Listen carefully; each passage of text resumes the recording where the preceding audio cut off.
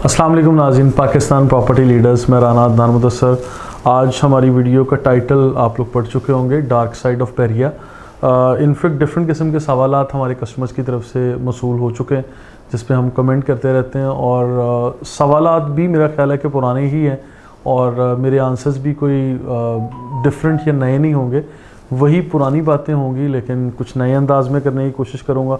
तो वीडियो में जो 4-5 पॉइंट्स हम डिस्कस करने जा रहे हैं वो मैं पहले बता देता हूँ, ताकि आप लोगों को वीडियो अगर इंटरेस्टिंग लगे तो आप सुनिए, अगर आपके मतलब की नहीं हो तो आप लोग स्किप भी कर सकते हैं, क्योंकि बहुत सारे कस्टमर्स यही कहते हैं कि हम लोग बहरिया के बारे में वही पुरानी घिसी पिटी बातें कर रहे होते हैं। तो इसलिए मैं आप लोगों को शुरू में ही सारी डिटेल्स बता देता हूँ। अच्छा, इसमें डार्क साइड ऑफ बहरिया के अंदर जो हमारे पास 5 से 6 मेजर पॉइंट्स हैं, उसमें प्राइवेट बिल्डर्स की जो लूट मार और फ्रॉड वगैरह चल रहा है, नंबर 1 ये होगा। फिर बहरिया टाउन के मुतासरीन, जिसमें 23A के villages, out of boundary plots चले गए, फाइल चली गई, या बैलेट ही नहीं हुआ और पेमेंट्स रिफ़ंड करनी थी वो भी नहीं की, इस तरह की सारी चीज़ें होंगी। फिर मेंटेनेंस के चार्जेस जो बहरिया टाउन ने बढ़ा दिए या आए दिन बढ़ाते रहते हैं। इसी तरह ट्रांसफ़र फ़ी जो इंक्रीज़ करते रहते हैं, ये वाली, और इसके ऊपर भी 2-3 दफ़ा हो चुकी है। फिर एक्स्ट्रा टैक्स वगैरह जो आयद कर दिए जाते हैं। और फिर बहरिया टाउन ये भी कहता है ज़बरदस्ती आप लोग प्रॉपर्टीज़ का पोजेसन लें। तो इन सारे पॉइंट्स से मुतल्लिक कस्टमर्स के बड़े दिल बर्दाश्ता किस्म के कमेंट्स हैं, सवालात हैं। उन कमेंट्स को और सवालात को आज गुफ्तगू का मौजू बना रहे हैं और इसके ऊपर हम बात करने जा रहे हैं। जी, सबसे पहले हम बात करेंगे प्राइवेट बिल्डर्स ने जो लूट मार की हुई है या फ्रॉड कर रहे हैं। देखिए, प्राइवेट बिल्डर्स की डेफिनेशन मैं बता दूं कि हर वो शख्स जो 125 गज़ के कमर्शियल प्लॉट को लेके उसके ऊपर कोई बिल्डिंग बनाने जा रहा है, या किसी के पास 8,000 गज़ या 16,000 गज़ का कमर्शियल प्लॉट का एक टुकड़ा है बहरिया टाउन के अंदर और वो यहाँ पे बिल्डिंग बना रहा है, तो वो अपने आप को प्राइवेट बिल्डर का टाइटल ख़ताब ही देता है। तो इसमें बड़ी वाइड रेंज ये टाइटल है, इसलिए हम लोग हर किसी के बारे में इस तरह से मुंह खोल के बात नहीं कर सकते कि सारे के सारे फ्रॉड हैं। तो इन सारे लोगों में से अच्छे लोगों का इंतखाब करना ये आपकी ड्यूटी है। सवालात करना, रिसर्च करना और लोगों के बारे में जानना, परखना, ये आपका काम है, आपकी ड्यूटी है जब आप इन्वेस्ट करने जा रहे हैं। आप लोग ये कह सकते हैं कि किसी के माथे पे टैग नहीं लगा हुआ कि कौन आज अच्छा परफॉर्म कर रहा है, कल को नहीं करेगा, या किसने फ्रॉड करके किस टाइम फ्रेम में भाग जाना है, किसी के माथे पे नहीं लिखा हुआ। और कुछ check and balance Bahria town management की तरफ से होना चाहिए। यहाँ पे मैं बताता चलूँ कि बहरिया टाउन ने डीलर्स और बिल्डर्स एसोसिएशंस बनाई हुई हैं जो कि मार्केट में एग्जिस्ट करती हैं। इसके अलावा बहरिया टाउन का अपना डिपार्टमेंट भी है जो मार्केटिंग और सेल्स के लोगों को देखते हैं, और इनके कंप्लेंट सेल्स भी बने हुए हैं जहाँ पे आप लोग चीज़ों के बारे में वेरीफाई कर सकते हैं। बहरिया टाउन के मुख्तलिफ काउंटर्स हैं जहाँ पे जाके आप लोग मुख्तलिफ लोगों के बारे में सवालात कर सकते हैं कि आया कि ये लोग किस कैटेगरी के हैं, किस कैलिबर के हैं, और हम लोग अगर इनके साथ काम कर रहे हैं तो आया कि हमें प्रोसीड करना चाहिए या नहीं करना चाहिए। देखिए, असल में प्रॉब्लम्स कहाँ आते हैं? प्रॉब्लम्स यहाँ आते हैं कि जब आप किसी प्राइवेट बिल्डर के साथ अपनी इन्वेस्टमेंट करने जा रहे हैं और उसकी ऑनरशिप के बारे में आप नहीं पूछते। आप लोग क्या करते हैं कि कोई बड़ी V8 गाड़ियों में घूम रहा है और किसी के साथ 2-2, 4-4 गनमैन घूम रहे हैं, आप लोग उनसे ये पूछने की हिम्मत ही नहीं करते उसके ऑफिस का जो शशका देख के, या आप ये कह लें कि कोई डेकोरेशन देख के, और उसके ऑफिस का जो एक डेकोरम बना हुआ होता है, ये सारी चीज़ें देख के आप ये सवाल करना भूल जाते हैं कि आया कि भाई ये प्लॉट का टुकड़ा यानी ज़मीन, प्लॉट, ये आपके नाम पर है, ऑनरशिप किस शख्स की है? हम तो आपके साथ ये बुकिंग करने के लिए आए हैं, आप आज इसकी बुकिंग कर रहे हैं। आया कि ये आपके नाम पे, ये आपके साथ 10 पार्टनर्स हैं, या पैसा किसी और का है, प्लॉट किसी और का है, और आप जस्ट फ्रंट मैन के तौर पे काम कर रहे हैं। आया कि कल को इसको डिलीवर होने तक लाइबिलिटी आप ही ले रहे हैं या इसमें लोग चेंज होते रहेंगे? तो इस तरह के मुख्तलिफ सवालात होते हैं जो आप लोगों को पूछने चाहिए। फिर इसके साथ साथ जो आजकल मैं बात कर रहा हूँ हमेशा, milestone payment plan, performance based payments, तो इन सारी चीज़ों को भी बात करना ये आपके लिए लाजिम होता है। बल्कि देखें, जो कॉन्ट्रैक्ट बनता है, जो पेमेंट प्लान बनता है, इनको आप लोग अपनी टर्म्स के मुताबिक लोगों से बुकिंग करवा सकते हैं। एक तो वो बिल्डर जिसके ऊपर आपका पिछले कुछ 40 साल से, 50 साल से, या पिछली 5-10 नस्लों से आप लोगों का बड़ा एतबार है, आप उनसे कोई सवाल ही नहीं करना चाहते। लेकिन बहरिया टाउन को बने हुए यहाँ पे टोटल मेरा ख्याल है 10 साल हो गए, तो तो इन 10 सालों में कितने लोग यहाँ आए, कितने चले गए और कितने इन 10 सालों से काम कर रहे हैं, ये चीज़ आपने करनी है और आपको इन चीज़ों की पहचान भी होनी चाहिए। इसी चीज़ का नाम रिसर्च है। और इसी चीज़ को मैं आगे बढ़ाते हुए ये बात करूं कि आप लोग इन चीज़ों के बारे में एक्सप्लोर कर सकते हैं। आजकल तो ये ज़्यादा एक्सप्लोर करना मुश्किल भी नहीं है। ऑनलाइन एग्जिस्टेंस, पेजेस, वेबसाइट, हर चीज़ बनी हुई है। आप लोग रिव्यूज़ पढ़ सकते हैं, रिमार्क्स देखें और फिर इन सारी चीज़ों की बुनियाद पे भी आप फर्दर स्टेप ले सकते हैं।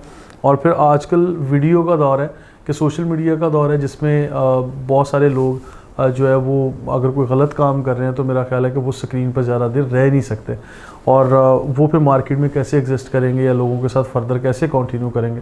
जिसने काम करना है वही मार्केट में स्टे भी करेगा। जो काम नहीं कर रहे होंगे या डिलीवर नहीं कर पा रहे होंगे तो वो लोग फ़िल्टर होते चले जाएंगे with the passage of time. तो यहाँ पे प्राइवेट बिल्डर्स के बारे में जो आप लोगों के कंसर्न्स हैं या कमेंट्स हैं, बहुत ज़्यादा सख्त हार्श किस्म के थे, वर्स्ट किस्म के थे, लेकिन मैं इनको ज़रा मुनासिब अल्फाज दे के यहाँ एक मैसेज कन्वे कर रहा हूँ कि भाई आप लोग प्रॉपर वे में रिसर्च किया करें और अपने बिल्डर्स के साथ पेमेंट प्लान और टर्म्स एंड कंडीशन अपने मुताबिक कस्टमाइज़ किस्म की लिखवाएं।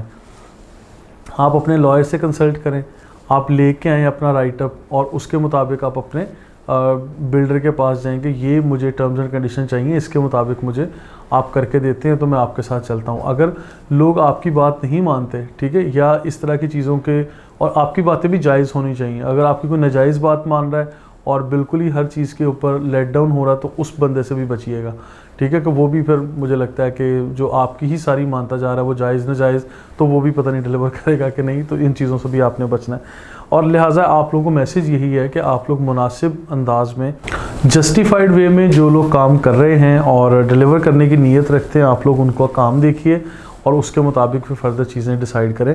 और साथ साथ मैं ये बताता चलूँ कि देखिए, मैं हर उस शख्स की इज़्ज़त करता हूँ और उसकी रिस्पेक्ट करूँगा भी जो लोग ऑन साइट वो 125 गज के कमर्शियल प्लॉट के ऊपर ही क्यों नहीं कर रहे, लेकिन वो काम करते जा रहे हैं और कर रहे हैं। और उन लोगों ने इस प्रोजेक्ट का पैसा, अपने कस्टमर्स का पैसा जिस प्रोजेक्ट को दिखा के लिया, उसी पर्टिकुलर प्रोजेक्ट के ऊपर वो पैसा लगा भी रहे हैं। जो लोग, जो बिल्डर्स यानी पैसा इकट्ठा यहाँ से किया और इन्वेस्टमेंट जाके इस्लामाबाद में कर दी, इस्लामाबाद से पैसा इकट्ठा किया, इन्वेस्टमेंट जाके कोयटा में कर दी, और कोयटा से पैसा इकट्ठा किया और इन्वेस्टमेंट जाके दुबई में कर दी, मैं इन लोगों के थोड़ा सा यानी मुझे समझ में नहीं आता कि मतलब बहुत ज़्यादा ख़िलाफ़ हूँ इन चीज़ों के, कि जहाँ का पैसा है वहीं लगना चाहिए। आप अपने प्रॉफिट को उठा के दुनिया के जिस मर्जी कोने में ले जाएं, लेकिन जहाँ पे लोगों का पैसा, लोगों का ट्रस्ट, लोगों का इंटरेस्ट आप लोगों के साथ है, वहाँ पे आप लोगों को उस पैसे को वहीं यूटिलाइज़ करके डिलीवर करना चाहिए। या फिर आपके पास बैकअप होना चाहिए, या फिर आप अपनी जेब से पैसा लगा के प्रोजेक्ट को तैयार करें और फिर बाद में साथ साथ आप इंस्टॉलमेंट उठाएँ या नफ़ा उठाएँ और उसको दुनिया के जिस मर्जी कोने में ले जाएँ। बहरहाल ये तो था एक पॉइंट। अब आगे चलते हैं कि बैरिया टाउन के मुतासरीन के जो पॉइंट्स हैं, इसके बारे में भी बहुत लोगों ने लिखा हुआ है, बड़ी कमेंट्स हैं और बड़े हार्श किस्म के वर्स्ट हैं। वही चीज़ें कि आज से पहले भी हमने डिस्कस की हैं, लेकिन मैं इसको ज़रा शॉर्ट करके बयान करूँगा कि प्रीसिंक्ट 23 ये के विलास के मुतासरीन हैं, जिनकी तादाद आज मेरी नज़र में काफ़ी कम रह गई है। फिर ऐसे लोग जिनके बाउंड्री वॉल से बाहर प्लॉट चले गए थे, कुछ लोगों को प्लॉट मिले ही नहीं, बैलेटिंग ही नहीं हुई, और कुछ लोगों के यानी जिस तरह से यहाँ पे बैरिया पैराडाइज में मैप बना प्रीसिंक्ट 52 और 53 वाले, वैसी बाउंड्री वॉल से बाहर चले गए, वो वाले एरियाज़ भी आते हैं। और कुछ लोगों के अपार्टमेंट्स वगैरह नहीं बैलेटिंग में आए थे, कुछ लोगों के पास बैरिया टाउन की फाइल्स थी। तो इन सारी चीज़ों के बारे में मैं हमेशा ये कहता हूँ कि देखें, आज बैरिया टाउन को बने हुए और इस सिलसिले को चलते हुए तकरीबन 10 साल हो गए। अगर आपकी कोई भी इन्वेस्टमेंट जो आपको फ़ायदा नहीं दे रही, सिर्फ आपने वो कागज़ का टुकड़ा बना के सीने से लगाया हुआ है या अपने किसी अलमारी में बड़ी महफूज अंदाज में रखा हुआ है या किसी बैंक के लॉकर में रख दिया है और आप समझ रहे हैं कोई मौजज़ा होगा और आपकी ये प्रॉपर्टी, ये कोई लकी ड्रॉ निकलेगा और आपको लाखों करोड़ों रुपए का फ़ायदा हो जाएगा, तो ऐसा बिल्कुल नहीं होने वाला। मैं आप लोगों को हमेशा ये कहता आया कि आप लोगों के पास जितनी भी इस तरह की फ़ाइल्स हैं, उनको फ़ाइल्स ही कंसीडर करें, उनको प्लॉट, विला, घर या अपार्टमेंट ना समझें। उसको आप यानी इस इन्वेस्टमेंट को आपको महफूज करने के लिए कुछ इनिशिएटिव्स लेने पड़ेंगे, जिसके बारे में मैं हमेशा कहता आया हूँ। ये बैरिया टाउन ने जो आपको दिए थे ऑप्शंस, उसमें मुख्तलिफ़ औकात में मुख्तलिफ़ ऑप्शंस बैरिया टाउन देता आया, या तो रिप्लेस कर लें या फिर कोई और ऑप्शन बैरिया ने दे दिया था, और या फिर रिफ़ंड की बात थी, या फिर आप अगर आपकी मल्टीपल प्रॉपर्टीज़ है तो एक प्रॉपर्टी की अमाउंट दूसरी प्रॉपर्टी में डाल लें, इस तरह की एडजस्टमेंट के ऑफ़र भी दिया था। ये था बहरिया टाउन के दिए हुए ऑप्शंस, और बहुत सारे लोगों ने इससे फ़ायदा उठाया, बहुत सारे लोगों ने इससे फ़ायदा बिल्कुल नहीं उठाया, तो इन सारी चीज़ों को इग्नोर कर दिया। और इसके बाद फिर मरहला आया प्राइवेट बिल्डर्स का, जहाँ पे बिल्डर्स ने अपने प्रोजेक्ट्स के अंदर जब आपको दुकान, मकान, अपार्टमेंट या शॉप, कोई चीज़, ऑफिस वगैरह बेचे और उसके अंदर इन फाइल्स को वेलकम किया, तो इन चीज़ों पे भी बहुत सारे लोगों का एतराज़ था कि जी ये बड़ी महंगी दे रहे हैं और ये डिलीवर नहीं करेंगे। लेकिन आज मैं ऐसे बिल्डर्स को जानता हूँ, ऐसे कस्टमर्स को जानता हूँ जिन लोगों ने अपनी फ़ाइल्स को हमारे कहने पे वहाँ ये शिफ्ट किया था, मर्ज किया था, और आज वहाँ ऑफिस भी बन चुके हैं और डिलीवर भी हो गए हैं। लोग या तो अपना कारोबार कर रहे हैं या उसको रेंट पे भी दे चुके हैं, और सम टाइम लोग उसको बेच बाच के आगे भी निकल गए हैं। यानी ज़िंदगी में मूव फॉरवर्ड वाले ऑप्शन के ऊपर आपको काम करना चाहिए, ना कि सिर्फ वहीं पे स्टक होकर रह जाए। तो मूव फॉरवर्ड करते रहेंगे, मेरा ख्याल है कि आपका भला होगा। अच्छा, मेंटेनेंस चार्जेस, अगला पॉइंट है मेंटेनेंस चार्जेस। बहरिया टाउन आए दिन मेंटेनेंस चार्जेस जो है वो बढ़ाता रहता है, और रिहायशियों का भी, या जो लोग अभी बहरिया टाउन में कभी भी आके नहीं रहे, वो सिर्फ वीडियोस में देख के, सोशल मीडिया पे ऐसी पोस्ट पढ़ के, तो इस तरह के नेगेटिव कमेंट्स करते रहते हैं कि बहरिया टाउन में जो है वो मेंटेनेंस चार्जेस बहुत ज़्यादा डिमांड किए जाते हैं, बहुत ज़्यादा चार्ज किए जाते हैं, और ये ऐसा नहीं होना चाहिए। और इसके बारे में भी लोग पाकिस्तान के मुख्तलिफ़ इलाक़ों में या कराची शहर के मुख्तलिफ़ इलाक़ों में जो सहूलियात दी जाती हैं उसके एवज़ क्या चार्ज किया जाता है, उसकी कैलकुलेशंस निकाल के देते हैं।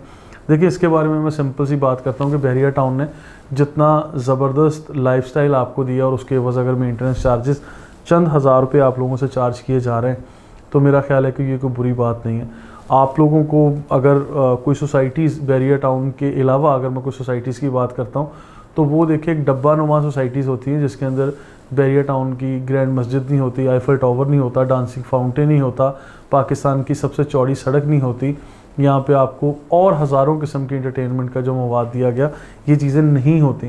तो अगर यहाँ पे आपको 125 गज़ के घर में रहते हुए मेरा ख्याल है 2500 रुपये या 2200 रुपये मेंटेनेंस चार्जेस लिए जाते हैं, तो ये ज़्यादा नहीं है। आपसे स्पोर्ट सिटी विला में रह के 9000 रुपये के मेंटेनेंस चार्जेस लिए जाते हैं, तो वो ज़्यादा नहीं है। ये मेरी एक पॉइंट ऑफ व्यू है, आपकी राय मेरी राय से मुख्तलिफ हो सकती है।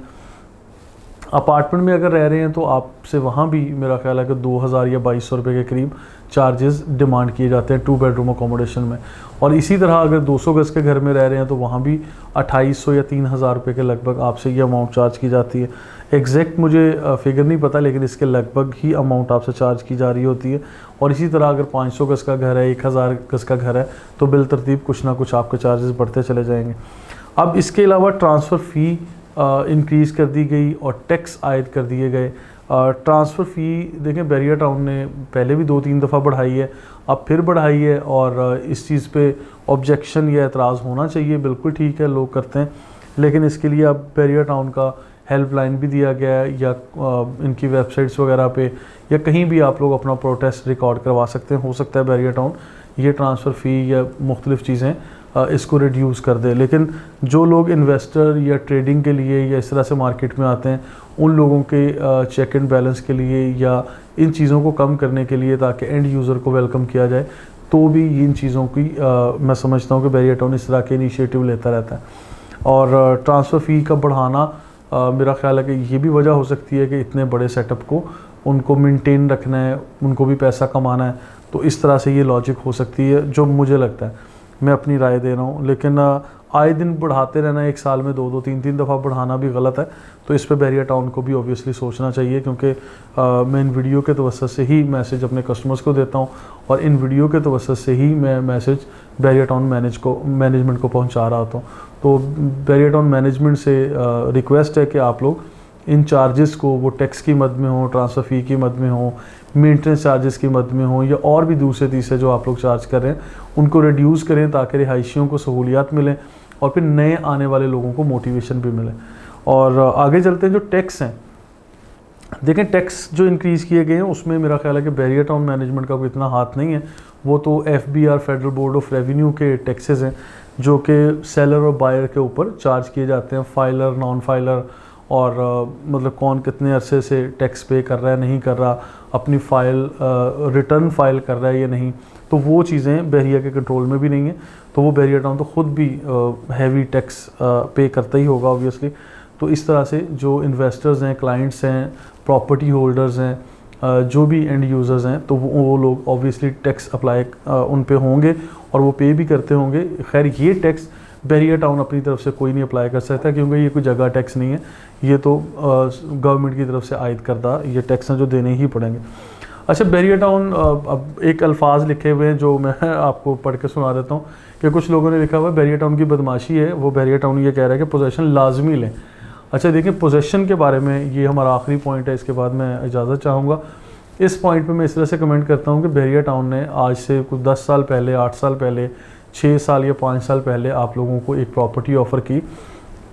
इंस्टॉलमेंट प्लान पर ही थी वो प्रॉपर्टी। जब उसकी इंस्टॉलमेंट पूरी हुई, वो डिलीवर हुई, और लोग तो ख्वाहिशमंद होते हैं कि हमारी प्रॉपर्टी जल्द से जल्द डिलीवर हो, वो प्लॉट की शक्ल में हो, अपार्टमेंट हो या विला हो, तो किसी भी शक्ल में थी आपकी प्रॉपर्टी। आज रेडी होने के बाद आफ्टर ऑल सर्कमस्टांसेस वो तैयार है, एक प्लेट में रख के आपको आज डिलीवर की जा रही है, और आप लोग उसको एक्सेप्ट करने के लिए तैयार नहीं है, तो फिर उसमें तो गलती आपकी है, उसमें बहरिया टाउन की तो गलती नहीं है। और इसमें बहरिया टाउन की बदमाशी का लफ्ज़ इस्तेमाल किया गया कि बहरिया टाउन गलत कर रहा है, ज़्यादती कर रहा है, बदमाशी कर रहा है कि जी आप लाजमी पोजेसन लें। तो भैया आपको लाजमी लेना चाहिए, अगर नहीं ले रहे तो आप गलत कर रहे हैं। फॉर एग्जांपल, अगर बहरिया टाउन आज विलास का पोजेसन नहीं देता और फिर बहरिया टाउन के पास उसका पोजेसन रहता है, तो दैट्स मीन कि आज एक घर बन के जो मज़ीद ख़राब होता जाएगा या उसमें और मेंटेनेंस के हज़ारों काम निकलेंगे, उसकी कॉस्ट बियर करना पड़ेगी बहरिया टाउन मैनेजमेंट को अगर आप लोग नहीं लेते।